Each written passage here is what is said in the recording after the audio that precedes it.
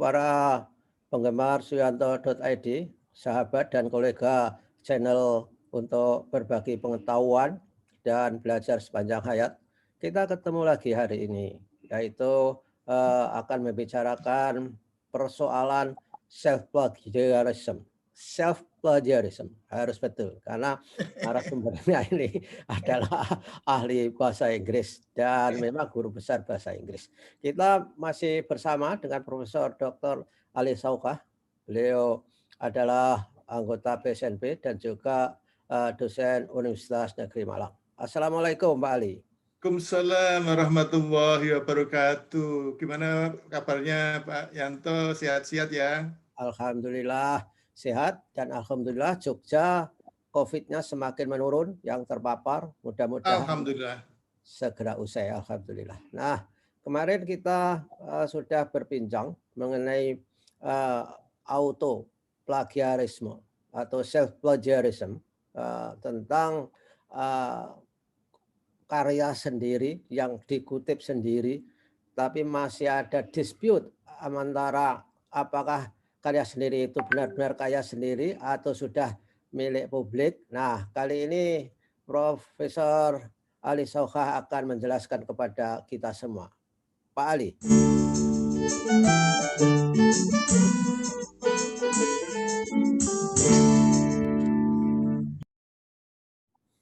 Ya Pak Yanto, jadi sekali lagi saya ingin menggarisbawahi bahwa yang kemudian protes-protes dalam artian mempertanyakan kenapa kok milik sendiri dikutip, digunakan lagi, nggak boleh itu. Jadi yang saya ingin sekali lagi garis bawahi, definisi atau kata-kata yang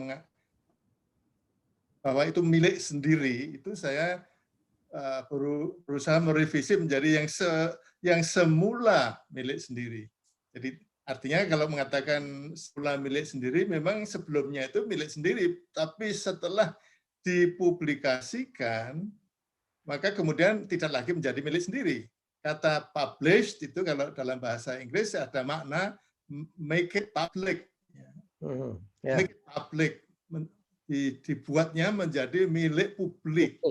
Nah, masalahnya yang kemudian masih ada perbedaan pendapat itu karena yang di situ yang mana gitu. Sehingga kemudian bisa melahirkan hal-hal yang sudah jelas itu dianggap published dan berarti sudah jelas dianggap plagiat dan sudah jelas bahwa itu dianggap bukan published yang sudah jelas dianggap belum published sehingga jelas tidak termasuk self plagiarism, tapi kemudian ada wilayah abu-abu yaitu yang merupakan akibat dari penafsiran tentang publish itu. Gitu. Jadi ya boleh saya teruskan kalau karya yang sama kemudian diterbitkan lagi dalam bentuk buku, karya yang sama yang sudah dipublikasikan dalam bentuk buku, yang ada ISBN dan kemudian atau dalam bentuk artikel yang ada dalam jurnal yang tentu ada ISSN-nya itu, saya kira sudah jelas itu dianggap published. Published, ya. Ini sudah dianggap. Tapi yang selain itu, ya, itu yang kemudian masih ada perbedaan pendapat. Boleh sebelum lupa saya mengatakan ada pertanyaan mengenai repository. Oh ya, sedang ramai. Itu salah satu contoh perbedaan pendapat tentang apakah sudah dianggap publish atau belum. Saya mengatakan gitu, tapi saya sendiri punya pandangan pribadi ya, pendapat pribadi. Ini Pak Yanto, kalau punya pendapat, yang penting argumennya gitu. Ya betul.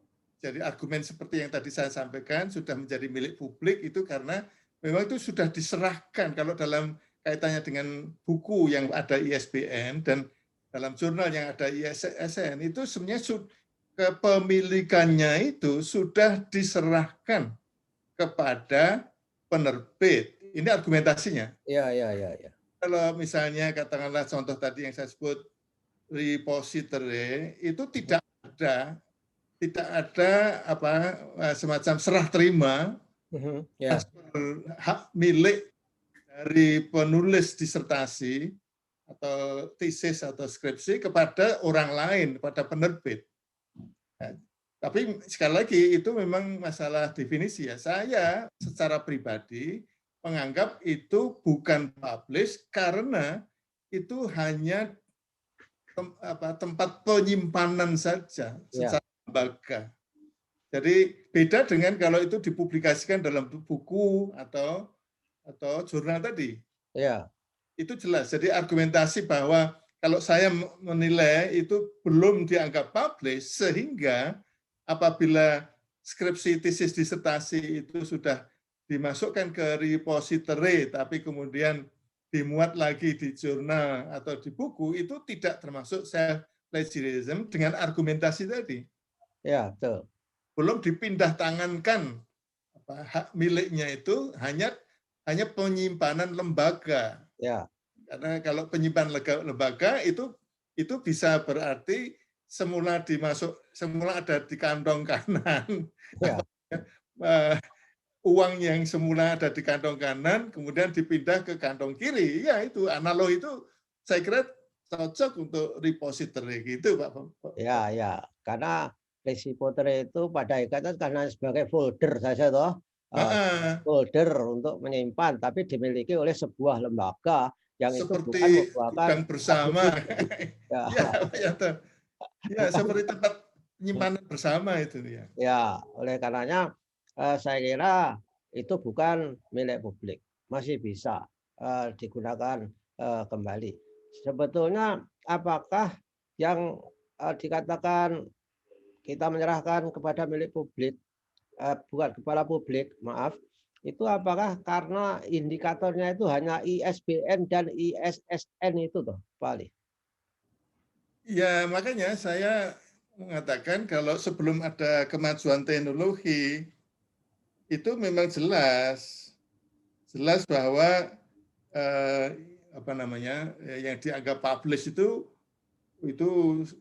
kita orang lama itu terkenang ya bahwa ada acuan yang kemudian disebut dari skripsi tesis disertasi unpublished thesis gitu. Ya. Unpublished dissertation itu sudah sangat lazim karena itu masyarakat akademik jelas-jelas menerima menganggap bahwa itu belum published. Ya, tapi sekarang ini menjadi milik publik itu bisa juga ditafsirkan bisa diakses publik.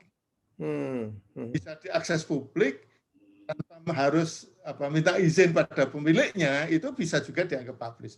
Tapi saya bukan berarti sependapat ya, dalam artian itu tadi, repository tadi kan juga ditempatkan di folder yang kemudian itu milik lembaga yang tempat menitipkan gitulah. Ya, ya. Tempat menitipkan skripsi, tesis, disertasi ataulah karya ilmiah lainnya yang belum dipublikasi. Ya, jadi ya artinya bahwa ada orang lain yang menganggap itu sudah terpublikasi karena bisa diakses oleh siapapun tanpa minta izin tulis atau lembaga, itu mungkin bisa terjadi. Walaupun saya sependapat mengatakan bahwa itu belum dipublikasikan karena itu belum dipindah tangankan kepemilikannya itu. Jadi yang dianggap melanggar etika itu karena sudah diserahkan pada orang lain, sudah diserahkan pada penerbit buku maupun penerbit jurnal, kok kemudian digunakan lagi tanpa unggah-ungguh. Ya, unggah-ungguhnya itu menyebut sumbernya itu. Ya, ya, ya. Dan yang membuat dispute itu adalah publication institution-nya itu. Kalau repository itu adalah bukan dianggap publisher. Nah, makanya yang ciri khas publisher itu apa sebetulnya? Itu kan yang menjadi perdebatan kita mungkin Pak Ali. Antara lain ISBN dan ISSN itu yang membuat serial itu. Ya, betul. Jadi misalnya gini, kalau ada seminar, panitia seminar itu minta abstrak atau bahkan full text kemudian dikumpulkan dalam bentuk buku. Di dalamnya itu ada abstrak atau bahkan ada full text.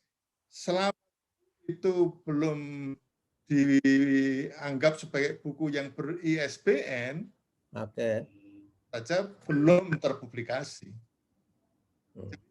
Jadi saya kira konsep ISSN atau ISBN itu adalah konsep bahwa itu kemudian bisa diakses secara publik, tapi kemudian yang mengendalikan tentang distribusinya itu sudah bukan penulisnya. Oke, ya, artinya milik publishernya itu. Ya, milik publishernya itu. Dan ini loh, Pak, ada Pak Yanto seperti akad lah. Iya. Dalam bahasa Jawa kan wis dikek kok dijaluk meneh timbilen gitu. Iya. Saya sepakat. Itu jelas akadnya diberikan. Nyatanya dia adalah harus comply dengan in-house style-nya orang yang menerbitkan jurnal itu. Nah, yang unpublished itu saya juga ingat dulu waktu bikin skripsi. Ketika ada makalah, misalnya makalah orang yang tidak diterbitkan, kemudian kita punya, itu kan bisa di-quote sebagai referensi dan di dalam daftar perpustakaan kita tulis bahwa itu adalah siapa namanya, judulnya, kemudian ceramah disampaikan di mana, unpublished, kan begitu ya, Pak Ali? Iya. Kalau itu milik kita sendiri, ya itu tidak perlu disebut sumbernya. Oke, karena belum publish juga ya. Kalau milik orang lain, ya itu harus disebut sumbernya. Tapi kalau itu milik sendiri, yang katakanlah misalnya itu memang belum diserahkan, belum ada akad penyerahan menjadi milik orang lain, menjadi pengendalian distribusinya oleh orang lain, itu bukan self plagiarism gitu. Ya, kalau ini ada case, ada di perkuliahan, dosennya itu cerita dalam kuliah itu tentu memberikan sebuah konsep. Lalu mahasiswanya itu menulis, yang tulisannya itu adalah konsep tentang apa yang disampaikan oleh dosennya. Nah, itu gimana itu? Walaupun belum publish, apakah itu termasuk plagiarism tidak, Pak Ali? Ya, ini wilayah plagiarism. Dalam artian gini, yang dikuliahkan, konsep-konsep yang dikuliahkan itu apakah asli original pendapat dari dosen? Apakah itu bukan public domain? Apakah itu bukan common knowledge? Ya.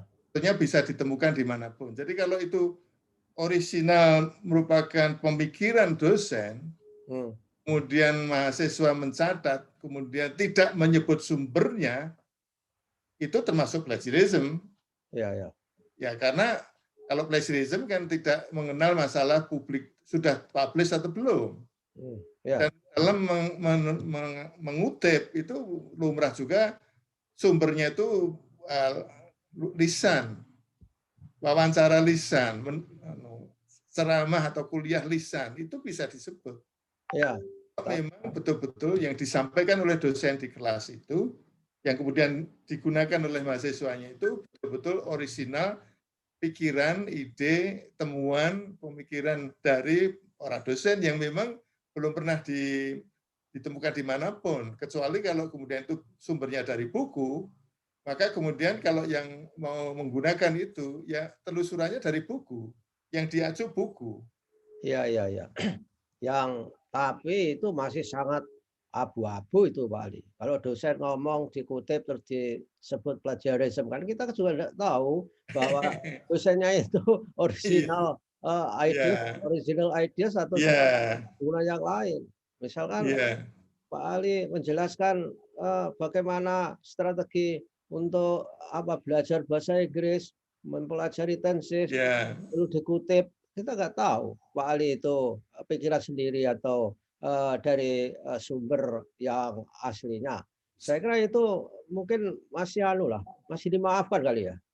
Kalau saya malah mengatakan bahwa pada umumnya yang disampaikan oleh dosen di kelas itu sudah menjadi pengetahuan umum. Jadi artinya dengan mudahnya mahasiswa menggunakan ide yang disampaikan oleh dosen di kelas itu tanpa harus mengutip. Ya. Iya, tanpa harus mengutip. Nah, kalau memang harus mengutip, kemudian ini original atau enggak, wah itu kan susah sekali. Jadi, asumsikan saja Pak Yanto bahwa yang disampaikan oleh dosen di kelas, ya itu adalah pengetahuan umum yang kemudian menjadi milik semua. Ya. Tanpa harus disebut sumbernya. Ya. Menjadi milik, akhirnya kan itu seperti kalau istilah ngajar definisi dulu kan transfer of knowledge gitu ya. Itu sudah ditransferkan ke para mahasiswanya. Ya. Tidak perlu ngeklaim itu dulu saya loh. Gitu. Ya, karena kalaupun ngeklaim itu mungkin hanya pada tataran moral, tapi buktinya kan nggak ada. Bukti autentiknya, mana buktinya milik kamu misalkan saja. Iya. Ya, saya kira argumen itu ya anulah masuk akal itu. Nah, Pak Yanto, boleh saya Ya.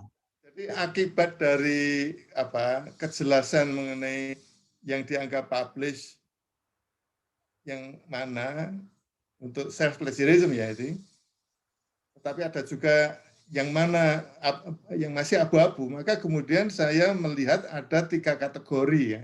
Iya. Perilaku menggunakan milik sendiri itu ada 3 kategori. Pertama yang sudah jelas dianggap self plagiarism. Kemudian yang kedua yang sudah jelas tidak dianggap ya. Ya, oke. Sudah jelas tidak dianggap sebagai self plagiarism. Yang ketiga yang belum jelas. Oke. Menurut saya itu semuanya harus didasari oleh argumentasi. Ya. Ada pelanggaran etika.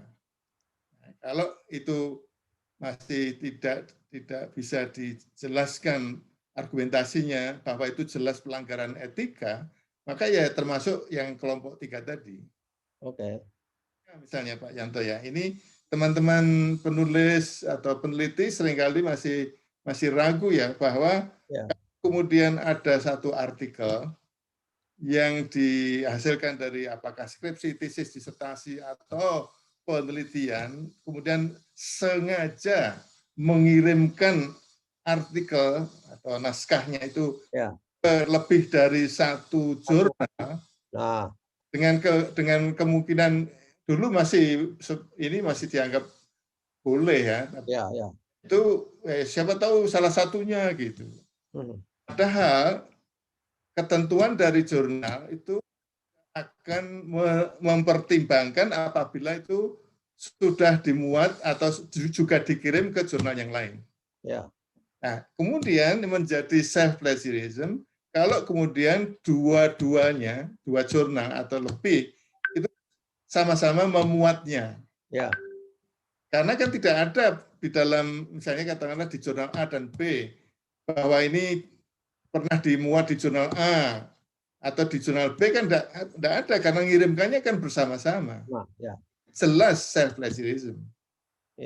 Kenapa? Ya itu satu, itu melanggar etika originalitas dari penerbit. Yang kedua, ya ini kan memberikan barang yang sama diberikan pada dua orang. Ini sebenarnya yang diberi yang mana? Yang punya hak yang diberi akad tadi. Ya, jelas. Katanya diberikan A, kok juga diberikan B. Ya ini argumentasi kenapa itu jelas pelanggaran. Nah, karena dianggap pelanggaran, maka itu self plagiarism.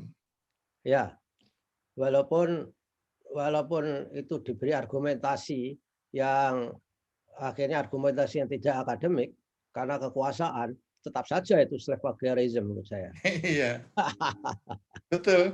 Kemudian mirip dengan itu Pak Yanto, sudah dimuat di satu jurnal, kemudian tulisan itu dikirim lagi ke jurnal yang lain, dan biasanya yang masih dianggap seperti abu-abu, tapi saya anggap itu bukan abu-abu lagi. Itu dalam bahasa yang beda. Dalam bahasa Indonesia, kemudian terjemah dalam bahasa Inggris, dikirimkan ke jurnal. itu juga sudah jelas self plagiarism karena self plagiarism itu kan bukan kata per kata tapi ide sama persis. Jadi argumentasi bahwa itu tetap dianggap jelas dianggap pelanggaran itu karena memang dia seolah-olah menyatakan bahwa itu ide baru. Ya, betul. Jadi untuk menghindari self plagiarism itu proses untuk mempublikasikan itu sangat-sangat menentukan juga itu saya kira.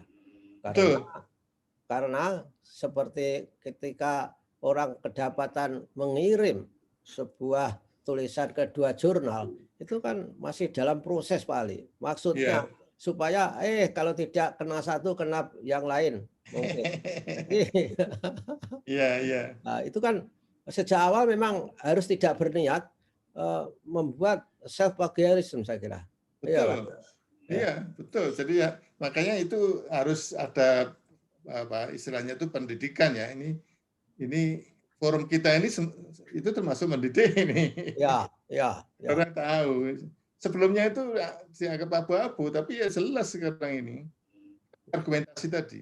Nah, kemudian yang jelas tidak dianggap self plagiarism itu yang seperti tadi masuk wilayah jelas self plagiarism, tapi kemudian menyebut sumbernya, melakukan acknowledgement, nah itu. Tapi kalau kemudian mengirim kembali artikel ke jurnal lain, kemudian ada acknowledgement-nya, ya pengelola jurnalnya nggak akan menerima. Tapi misalnya menyusun buku ya, bukunya itu dari bab-babnya isinya dari artikel-artikel dari jurnal yang sudah terbit, tapi kemudian di dalam pengantarnya menyebut sumbernya sebelumnya adalah dari jurnal dan sudah minta izin jurnalnya untuk menggunakan itu jelas bukan self plagiarism. Karena ada concern dari penerbit jurnal itu. Ya, betul. Jadi ada izin dari pengelola jurnalnya, tapi juga kemudian itu disebut sumbernya sebelumnya itu dalam bentuk artikel tulisannya sendiri, kemudian untuk fair-nya itu, untuk kemanfaatannya itu ya diupdate ya, direvisi, dikembangkan, tidak hanya begitu saja di copy paste gitu. Copy paste saja dengan disebut sumbernya itu jelas aman dari self plagiarism. Cuma tidak pantas lah gitu. Ya, tapi kan sekarang kutipan-kutipan itu kan juga harus sesuai dengan standar yang berlaku Bali. Enggak sembarang ngutip halaman itu. Ya, betul. Ya, betul. Zaman dulu ngutip berhalaman-halaman masih boleh. Sekarang kan kutipan langsung itu supaya dihindari akibat. Betul. Supaya mengurangi kalau dicek di Turnitin, similarity-nya itu semakin kecil saya kira gitu. Ya, betul. Ya, tapi seperti yang tadi saya katakan, kalau itu miliknya sendiri sebelumnya itu dalam bentuk artikel untuk jurnal, dulu dan sekarang pun masih lazim dihimpun ya, yang terserak di beberapa jurnal dan beberapa waktu ya, tahun, dengan topik-topik yang terkait, kemudian dihimpun untuk kemudian menjadi buku, kumpulan dari artikelnya sendiri, buku dengan itu saya kira tidak ada masalah, itu saya kira bermanfaat itu. Tetapi tetap saja etikanya itu harus menyatakan di pengantarnya itu semula dalam bentuk artikel. Kemudian untuk jika lebih bermanfaat, itu penulis juga harus mengupdate lah gitu perkembangan dari yang semula dimuat di jurnal itu. Ya, tapi ini masih lazim ini. Ya, sebetulnya gampang saja sebenarnya kuncinya untuk menghindari self plagiarism itu adalah ikhlas untuk minta izin walaupun penulis sendiri. Tapi kan mungkin dihinggapi penyakit jaim itu mungkin biar dikira selalu inovatif, punya ide baru, orangnya hebat gitu loh. Itu perasaan itu mungkin yang harus dikalahkan. Ya, betul. Dan ternyata kalau kemudian dia itu co-author dari beberapa authors dan dia gunakannya sendiri, Nah, iya. saya kira juga perlu minta izin pada co-authors yang lain. Iya. Selain menyebut sumbernya, tapi juga kemudian minta izin co-authors yang lain, atau mungkin ya co-authors yang lain itu ya disebut sebagai sumbernya gitu. Ya, betul, betul. Ya, gampang saja kan itu sebetulnya. Iya, betul. Tapi dia inginnya kan jadi pahlawan sendiri gitu. Iya, iya. Ya, jadi yang masih abu-abu itu yang itu tadi, yang kemudian masih diperdebatkan. Salah satu contohnya tadi kalau saya sebut repository kan sudah jelas. Tapi juga misalnya apakah kalau sudah di makalahnya itu sudah diseminarkan dalam bentuk webinar atau seminar konferensi, itu sudah dipublikasikan, itu juga debatable. Ada juga yang sudah menganggap karena itu bisa diakses. Jadi argumentasi bisa diakses publik itu saya kira masih belum kuat ya menurut saya itu. Ya, ya. Yang paling kuat itu apa? Sudah ada akad belum penyerahan itu. Jadi kalau kemudian itu ada akad dari pemakalah kepada penyelenggara seminar untuk dimasukkan dalam proceeding yang ber-ISBN, baik itu dalam bentuk abstrak maupun dalam bentuk full text, ini sudah jelas akan dianggap self plagiarism kalau kemudian dia terbitkan kembali tanpa menyebut sumbernya. Oke, ya. Sehingga Pak Yanto, menurut saya ini para anggota panitia seminar itu harus hati-hati.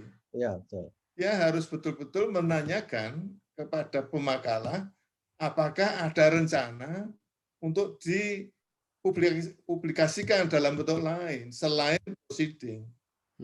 Para penulis atau pemakalah belum tentu tahu tentang self plagiarism ini. Ya, betul. Betul. Panitia juga harus membantu agar kemudian terhindar dari self plagiarism. Ya, bagus itu. Tanahnya mau dimuat, ditulis lagi, dimuat dalam jurnal, walaupun dalam bentuk abstrak, karena abstrak kan ide-idenya ada di situ. Itu ya jangan masukkan proceeding. Kalau dalam bentuk proceeding, itu kumpulan makalah yang tidak diberi ISBN. Ya, oke. Dan ini, Pak Ali, kita sering menyebut ISBN, ISSN. ISBN itu apa? International Serial Number of Book, Pak? Ya, betul. Kalau ISSN? Book number, ya. Oh, book number. Oh ya, ISBN, book number. Yeah. International Serial Book Number, ISBN. Kemudian kalau ISSN apa itu? International Serial Number Index mungkin. ISSN. Jadi sebetulnya yang satu S-nya itu bukan yang ISBN itu bukan serial sebetulnya. Ya apa? Dicek lagi. Ini pokoknya sudah taken for granted itu. Ya. Buku ISSN itu ya seperti itu. ISSN itu serial, Pak Yanto. Serial itu artinya nomor 1, volume 1. Ya. Ya, kalau, itu serial. Tapi kalau buku itu bukan serial. Ya. Kalau buku itu kan eksidental ya. Tapi ISSN itu dulu zaman dulu ada jurnal aba-aba ya juga dapat. Ya, itu singkatannya beda Pak Yanto. Ya, isinya soyo-suwe, soyo nekat. Ya, dulu terkenal. Saya kan juga aktif di jurnal ketika masih cari penulis sulit, saya jadi pimpinan redaksi di situ. Jadi kalau nggak ada orang nulis harus dipaksa nulis juga yang pimpinan redaksi itu. Masa-masa sulit.